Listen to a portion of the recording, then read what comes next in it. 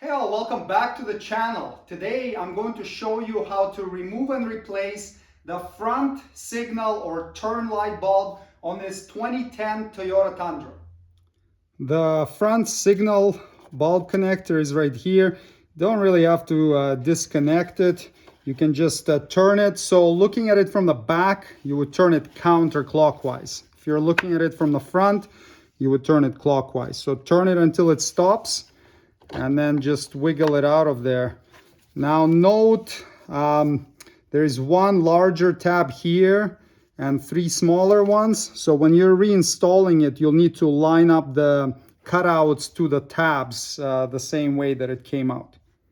Now to remove this bulb, grab it and wiggle it out of there.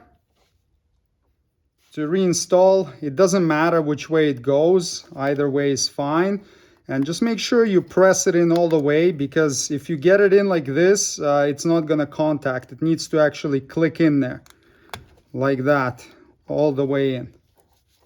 Now we'll line up the large cutout with the large tab, insert it, and then turn it clockwise if looking at it from the back until it stops.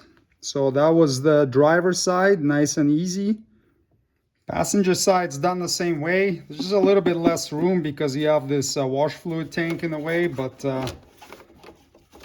get your hand in there, pull it out, replace the bulb, line up the cutouts to the tabs, and turn it until it stops. And now we can test it.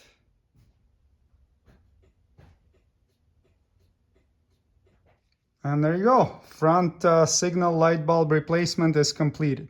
Thanks for watching. Subscribe if you'd like to see more Toyota Tundra maintenance and repair videos. See you next time. Cheers.